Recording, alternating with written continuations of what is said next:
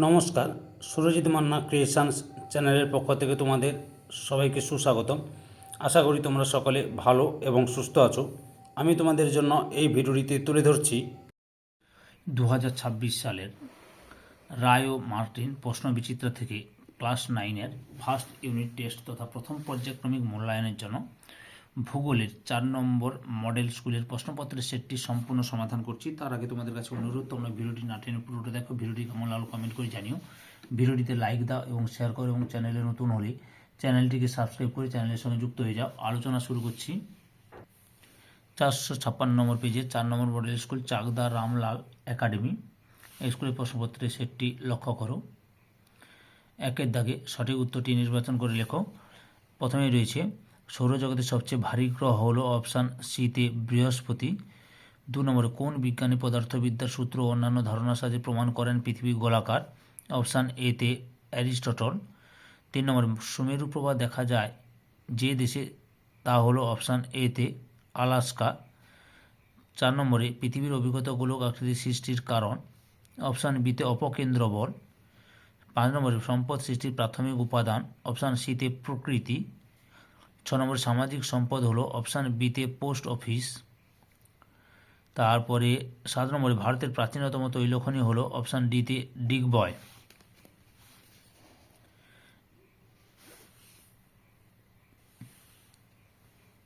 পরের প্রশ্ন 2.এতে নিচের বাক্যগুলি শুদ্ধ হলে পাশে সু এবং অশুদ্ধ হলে পাশে অলেখ।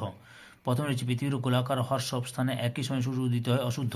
সব স্থানে একই সময় না, বিভিন্ন স্থানে বিভিন্ন সময়ে সূর্য উদিত হয়। বিভিন্ন স্থানে বিভিন্ন সময়ে। 2 নম্বরে পৃথিবীর নিরক্ষীয় পরিধি 12,757 কিমি। অশুদ্ধ। নিরক্ষীয় ব্যাস দিয়েছে, এটা নিরক্ষীয় ব্যাস। তারপর রয়েছে বির দাগে উপযুক্ত শব্দ বসে শূন্যস্থান পূরণ করো। প্রথমে রয়েছে ড্যাশ অববাহিকা ভারতের বৃহত্তম কয়লা উৎপাদক অঞ্চল ঝরিয়া। তারপরে জিপিএস সিগন্যালকে বলে ড্যাশ রেডিও সিগন্যাল। সিদ্ধাগ নিচের প্রশ্নগুলি উত্তর 2-1টি শব্দে বসাও বা শব্দে দাও। নিরক্ষরেখার পৃথিবীর আবর্তনের গতিবেগ কত? 1674 কিমি। 1674 কিমি। 2 নম্বরে লোহার সর্বোৎকৃষ্ট আকরিক কোনটি? ম্যাগনেটাইট। এবার রয়েছে ডির দাগে বাম স্তম্ভের সঙ্গে ডান স্তম্ভ মিলিয়ে বাক্য গঠন করো। দক্ষিণ আয়নন্ত দিবস 22 ডিসেম্বর। তরল সোনা পেট্রোলিয়াম। কর্কট সংক্রান্তি 21 জুন। 3 দাগে নিচের প্রশ্নগুলি উত্তর দাও। বিকল্প প্রশ্নগুলি লক্ষ্য নেবে। প্রথমে রয়েছে পৃথিবীর অনুসূর অবস্থান কিভাবে হয়? উত্তরটি লক্ষ্য করো। এখান থেকে শুরু করে তোমরা এতটা পর্যন্ত লিখবে। অথবা তো রয়েছে জিওড আর্থ কি? উত্তরটি লক্ষ্য করো। এখান থেকে শুরু করবে তোমরা, দিয়ে এতটা পর্যন্ত লিখবে। 2 নম্বরে রয়েছে সম্পদ সংরক্ষণ বলতে কি বোঝো? এই প্রশ্নের উত্তরগুলো আমি রায়ান মার্টিনের সহায়িকা দেখাচ্ছি। উত্তরটি লক্ষ্য করো। এখান থেকে শুরু করবে, এতটা পর্যন্ত লিখবে। অথবাতে রয়েছে জ্বালানি খনিজের 2টি উদাহরণ দাও। খনিজতে লিখবে, কয়লা লিখবে, প্রাকৃতিক গ্যাস, এই 3টার মধ্যে যে কোনো 2টো লিখবে। তারপর কি রয়েছে 3 নম্বরে রয়েছে দিন রাত্রির হ্রাস বৃদ্ধির প্রধান 3টি কারণ লেখো। উত্তরটি লক্ষ্য করো। এই যে দিন রাত্রির হ্রাস বৃদ্ধির কারণগুলি, এই 3টি কারণ, এত পর্যন্ত লিখবে। অথবা পৃথিবীর আকৃতি অভিজ্ঞতা গোলকের মতো উক্তিটি ব্যাখ্যা করো। উত্তরটি এখান থেকে শুরু করবে।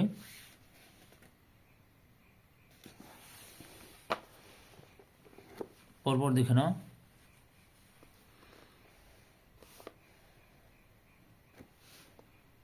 এতটা করবে। 4 দাগে নিচের প্রশ্নগুলি উত্তর দাও। প্রথমে রয়েছে কর্কট সংক্রান্তি ও মকর সংক্রান্তির মধ্যে 3টি পার্থক্য লেখো। উত্তরটি দেখো, আমি তোমাদের 6টি পার্থক্য তুলে ধরলাম। যে কোনো 3টি ভালোভাবে পড়ে নেবে বা লিখবে। 3 মার্কের হলে, কিন্তু 5 মার্কের হলে 6টি লিখতে হবে। অথবা তো রয়েছে সূর্যের আপাত গতি বলতে কি বোঝো? উত্তরটি লক্ষ্য করো। এখান থেকে লেখা শুরু করবে। পরপর দেখে নাও।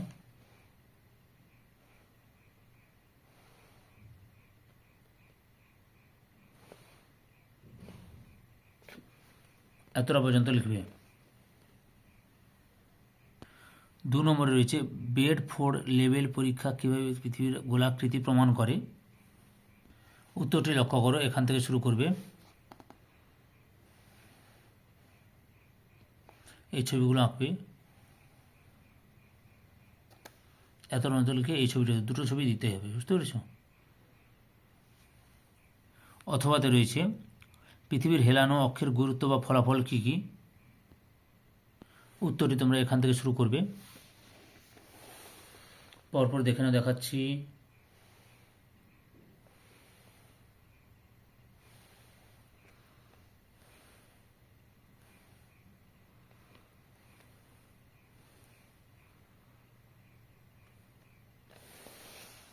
এই ছবিটা আঁকবে, এত পর্যন্ত দিতে হবে, তোমাদের লিখতে হবে, একটু বড় রয়েছে উত্তরটা। 3 নম্বরে রয়েছে সম্পদ সৃষ্টিতে মানুষের ভূমিকা লেখ। উত্তরটি লক্ষ্য করো, এখান থেকে শুরু করবে।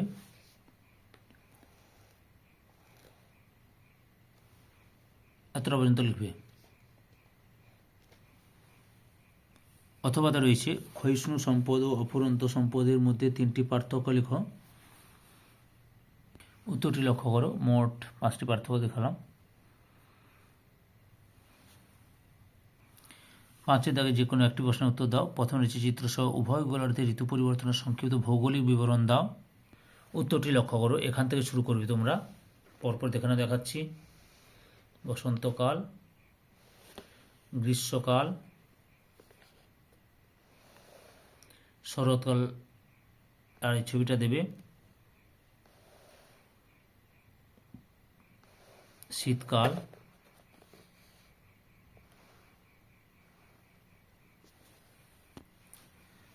এতটা পর্যন্ত লিখবে। 2 নম্বর খনিজ লোহার গুরুত্ব এবং ভারতে এই খনিজের প্রধান 3টি রাজ্যের বন্টন আলোচনা করো। এখান থেকে শুরু করবে, গুরুত্ব, লোহার গুরুত্ব।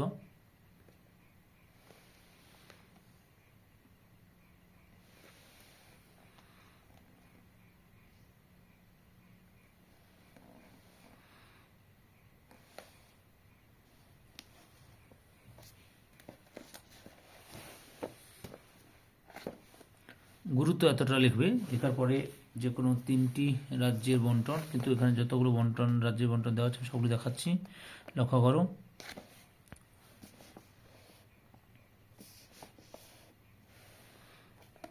প্রথম উড়িষ্যা প্রথম স্থানাধিকারী, দ্বিতীয় স্থানাধিকারী রাজ্য হচ্ছে ছত্তিশগড়, তৃতীয় স্থানাধিকারী হচ্ছে কর্ণাটক, চতুর্থ স্থানাধিকারী দেশ হচ্ছে ঝাড়খণ্ড, পঞ্চম স্থানাধিকারী মধ্যপ্রদেশ এবং অন্যান্য রাজ্যগুলো দিয়েছে। ধৈর্য সহকারে সম্পূর্ণ ভিডিওটি দেখার জন্য তোমাদের সবাইকে অসংখ্য ধন্যবাদ। আজকে এই পর্যন্ত, পরবর্তী ভিডিওতে আবার দেখাবে। Tata, bye bye.